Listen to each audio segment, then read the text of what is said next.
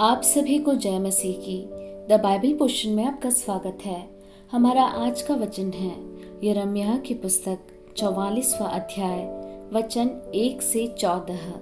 जितने यहूदी लोग मिस्र देश में मिग्दोल, तहपन्हेस और नोप नगरों और पत्रोस देश में रहते थे, उनके विषय यिर्मयाह के पास यह वचन पहुंचा। इस्राएल का परमेश्वर सेनाओं का यहोवा यूं कहता है, जो विपत्ति में यरूशलेम और यहूदा के सब नगरों पर डाल चुका हूँ, वह सब तुम लोगों ने देखी है। देखो, वे आज के दिन कैसे उजड़े हुए और निर्जन हैं, क्योंकि उनके निवासियों ने वह बुराई की जिससे उन्होंने मुझे रिस दिलाई थी।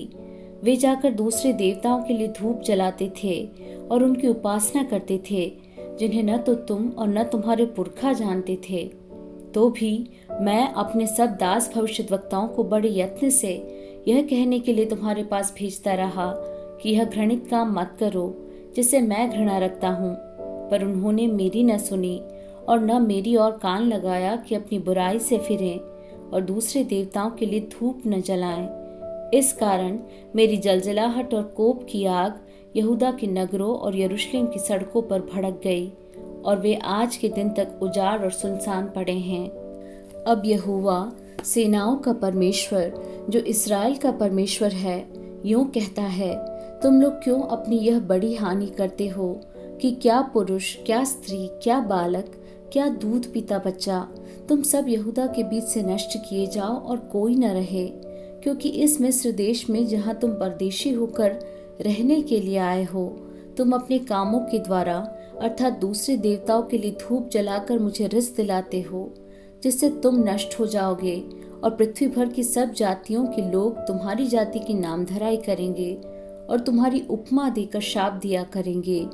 जो जो बुराइयां तुम्हारे पुरखा यहूदा के राजा और उनकी स्त्रियां और तुम्हारी स्त्रियां, वरन तुम आप यहूदा देश और यरूशलेम की सड़कों में करते थे, क्या उसे तुम भूल गए हो? आज के दिन तक उनका मन चूर नहीं हुआ और न वे डरते हैं और न मेरी उस व्यवस्था और उस विधियों पर चलते हैं जो मैंने तुम्हारे पूर्वजों को और तुमको भी सुनवाई है।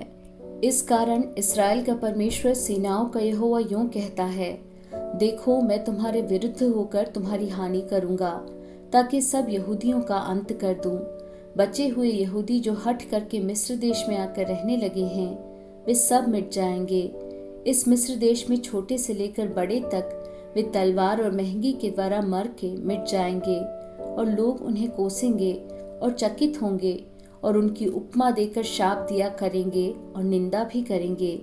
जैसा मैंने यरूशलेम को तलवार, महंगी और मरी के द्वारा दंड दिया है, वैसा ही मिस्र देश में रहने वालों को भी दंड दूंगा कि जो बचे हुए यहूदी मिस्र देश में परदेशी होकर रहने के लिए आए हैं, यद्यपि वे यहूदा देश में रहने के लिए लौटने की बड़ी अभिलाषा रखते हैं, तो भी उनमें से एक भी बचकर वहां लौटने न पाएगा।